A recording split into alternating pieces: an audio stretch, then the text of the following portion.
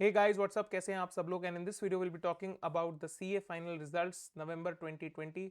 कल बजट भी आया, कल रिजल्ट भी आया, तो कल बहुत सारी अच्छी बातें हुई, राइट? तो चलिए बात करते हैं सीए फाइनल रिजल्ट्स के बारे में। मेरा नाम है आशीष सचदेव और सबसे पहले वीडियो में आगे बढ़ने से पहले मैं आप सब लोगों से क्षमा चाहता हूं क्योंकि कल मैंने कम्युनिटी टैब पे लिखा था कि I will be coming live to talk to you guys at 10 PM, but कुछ कारणों की वजह से मैं नहीं आ पाया। तो इस वीडियो में हम बात करेंगे सीए फाइनल रिजल्ट्स के बारे में और जिन लोगों का क्लियर हुआ है उनको बहुत बहुत बधाई देंगे और जिनका नहीं हो पाया किसी कारणवश उन स्टूडेंट से खासकर हम बात करने की कोशिश करेंगे इस वीडियो में। तो इसलिए मैंने लिखा है motivation and more and this is presented by me Ashish Sachdev, right? तो आप देख सकते हैं अपनी स्क्रीन पे, ये हैं रिजल्ट के स्टैट्स। ओल्ड स्कीम में क्या परसेंटेज रही, तो मैं परसेंटेजेस दोहराऊंगा नहीं, लेकिन यहाँ पे जो ओल्ड स्कीम के स्टूडेंट्स अब सीए बन चुके हैं वो हैं 5675, राइट? और ये न्यू स्कीम के रिजल्ट के स्टैट्स हैं और दोनों ही स्कीम्स में हम देख सकते हैं कि ग्रुप 2 का जो रिजल्ट है काफी अच्छा गया है, 31-32% के अराउंड गया है, राइट? और इसमें हम देख सकते हैं कि जो नई स्कीम के स्टूडेंट्स चार्टर्ड अकाउंटेंट्स बने हैं वो 5392 स्टूडेंट्स यहाँ पे चार्टर्ड अकाउंटेंट्स ऐड हुए हैं, राइट? तो सबसे पहले बहुत बहुत बहुत बधाई आप सब लोगों को जो चार्टर्ड अकाउंटेंट्स बन गए हैं। 11,067 यानी 11,067 CAs have been added to the family of ICAI। तो आप सबको बहुत बहुत मुबारक हैं जी। और जो लोग इस बार नहीं क्लियर कर पाए उनसे अब मेरी बातचीत है और सबसे पहले मैं बात करना चाहता हूं सीए फाइनल ओल्ड स्कीम के स्टूडेंट से जो इस बार फेल हो गए।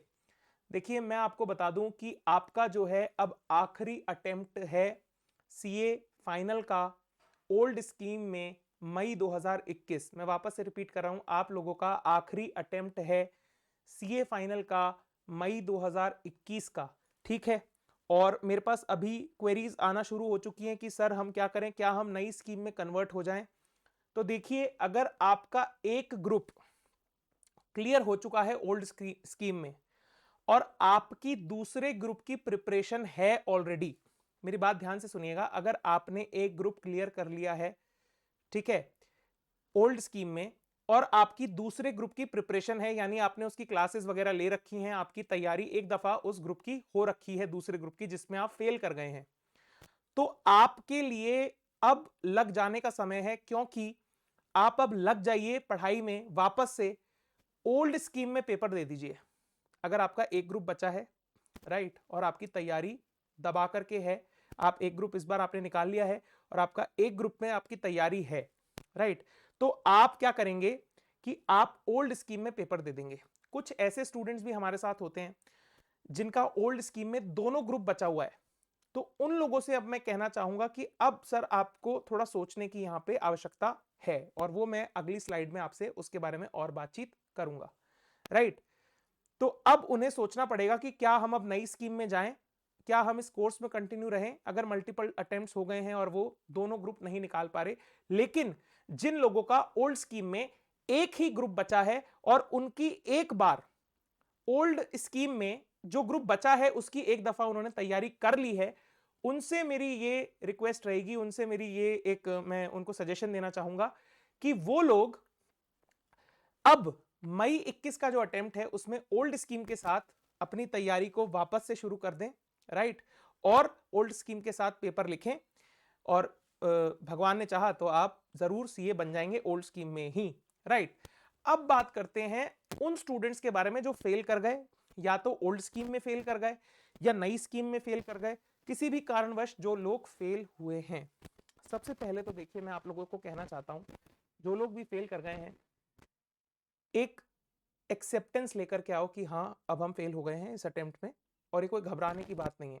देखिए CA course is not the end of your life, try to understand this thing, okay? इस चीज से, इस डर से बाहर निकलिए, फेलियर को एक्सेप्ट करिए। जिस दिन आप फेलियर को एक्सेप्ट कर लेंगे, मान लीजिए आपने आधी लड़ाई आगे की शुरू कर दी और आपने वो जीत भी ली, मैं जो कह रहा हूं उसे बहुत ध्यान से सुनिएगा। दूसरा काम जो सबसे बड़ा आपको करना है वो कि हम क्यों फेल हुए, उन रीजंस को एनालाइज करना। अब कुछ बच्चे मेरे को बोलते हैं सर हमेशा हम हर बार यही चीज करते हैं, रीजंस को एनालाइज करते हैं फिर हम फेल हो जाते हैं, राइट? तो देखिए इसका मतलब आपके एनालिसिस में भी प्रॉब्लम हो सकती है, राइट। आपको किसी से, अपने मित्र से, अपने किसी सीनियर से, अपने किसी दोस्त से जो अच्छा हो, या फिर आपका प्रिंसिपल हो सकता है, आपके सर हो सकते हैं, किसी ना किसी से आपको गाइडेंस लेने की जरूरत है, खासा जरूरत है। और ये खासकर मैं उन बच्चों के लिए कह रहा हूं जो लोग मल्टीपल अटेम्प्ट्स में फेलियर जो देख रहे हैं, who are failing in multiple attempts। मैं आप लोगों को कहना चाहता हूं सर कि आप अगर फेलियर से कुछ लर्निंग्स ले रहे हैं तब तक तो बात ठीक है।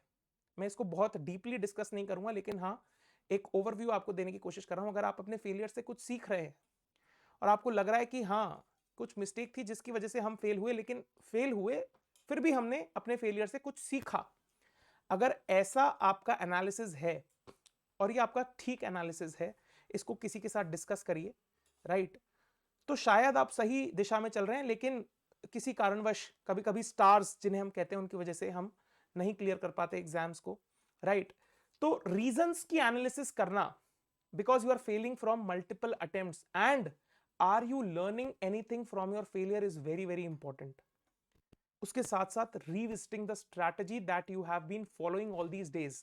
जब आप एग्जाम दे रहे हैं और फेल हो रहे हैं, क्यों फेल हो रहे हैं, इसका कारण जानना। मैंने लिखा है ना, reasons for it, reasons for your failure.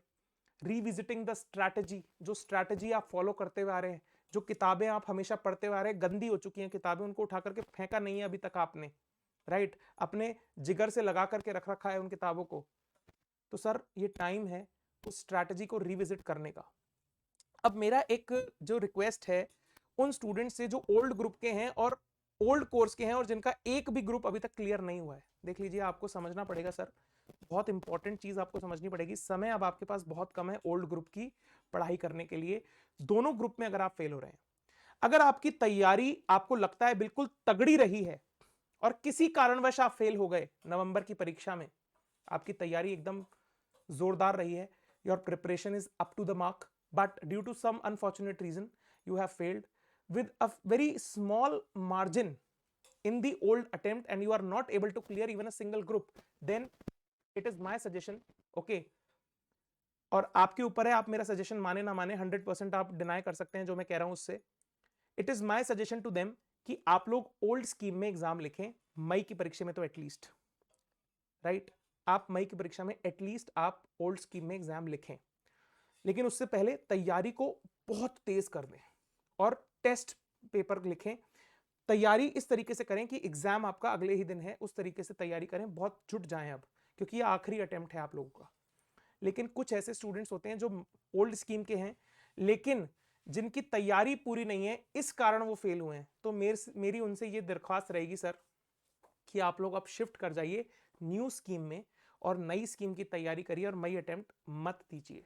समय कम है, यहां पे टाइम वेस्ट करके आप बहुत अपना टाइम और आगे गंवा देंगे और डिप्रेशन में चले जाएंगे आगे। तो अब इस चीज को यहां पे डिसाइड करने का रोल यहां पे आ जाता है, राइट। तो ये मेरा सजेशन है उन लोगों को जो ओल्ड स्कीम के हैं, जिनकी तैयारी पूरी नहीं है अपने ओल्ड सिलेबस की, और उन्हें अब सोचना है कि क्या वो वापस से मई के अंदर ओल्ड परीक्षा लिखेंगे, ओल्ड स्कीम में परीक्षा लिखेंगे, या वो नई स्कीम में जाएंगे। तो मेरा सजेशन उनको जिनकी तैयारी पूरी नहीं है उनको ये कि आप नई स्कीम में शिफ्ट कर जाइए, स्विच कर जाइए। दो कैटेगरी के स्टूडेंट बताए ओल्ड स्कीम के, जिनकी तैयारी अच्छी थी, किसी कारणवश अनफॉर्चुनेट रीजंस की वजह से फेल हो गए, वो तैयारी जारी रखें, तैयारी को और तेज करें और पैना करें और मई के अंदर एग्जाम लिखें जो है ओल्ड स्कीम के हिसाब से। और वो लोग जिनकी तैयारी ठीक नहीं थी, उसकी वजह से वो फेलियर की तरफ गए, वो लोग अब इस पॉइंट पे डिसाइड कर लें कि अब उन्हें नई स्कीम में जाना पड़ेगा, अगर उन्हें इस कोर्स को, इस करियर को कंटिन्यू करना है।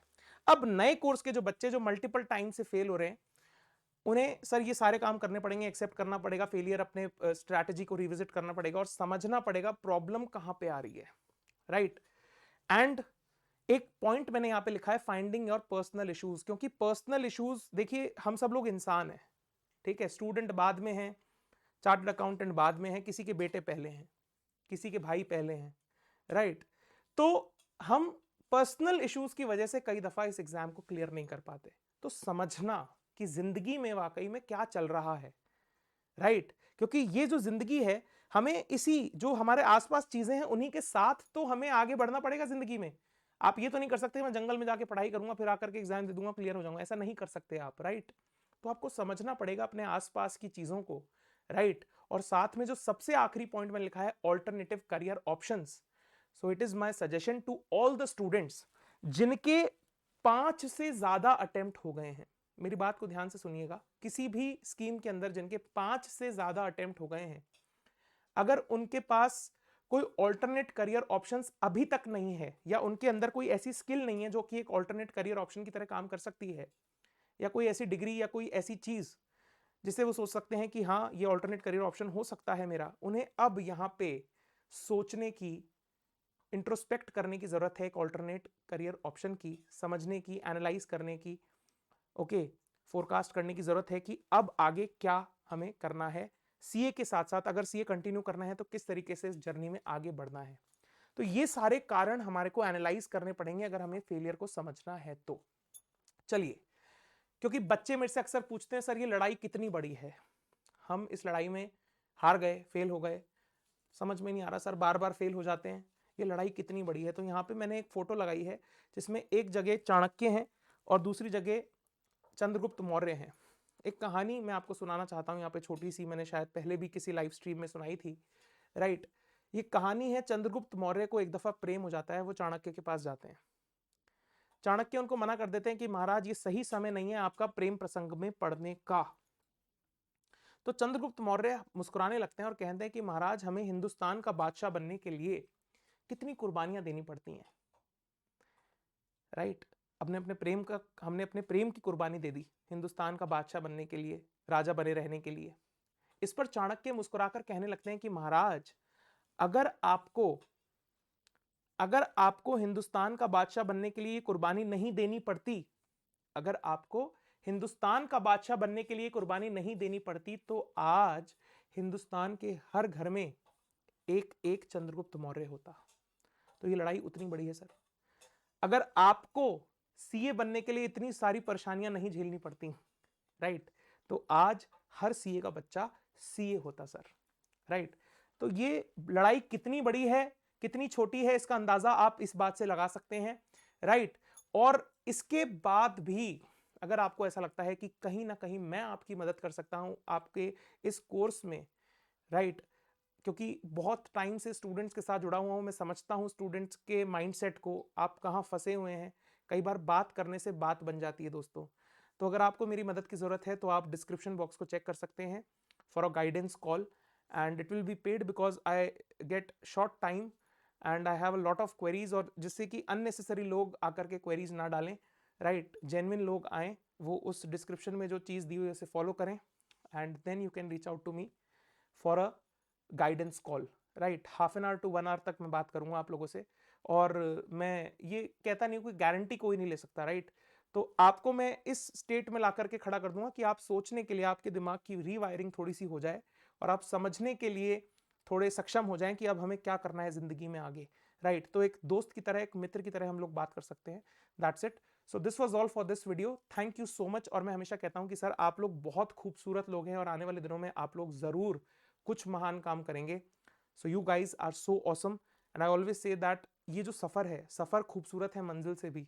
जो लोग सीए बन गए, राइट, अब वो अगर पीछे मुड़ के देखेंगे उस सफर को, राइट, उन्हें बड़ा मजा आएगा, राइट। और जो अभी हैं, इंजॉय करना शुरू करिए चीज़ों को जो आपके साथ हो रही हैं, अपनी सराउंडिंग्स को समझिए, जो एनर्जीज आपके आसपास हैं उनको समझिए, और ध्यान रखिए that you guys are so awesome. Thank you so much, have an awesome day, and please do like, share, subscribe and comment. और इस वीडियो को अपने हर दोस्त के साथ जो चार्टर्ड अकाउंटेंसी कोर्स में है उसके साथ शेयर करो और उसे बताओ कि यू आर ऑसम।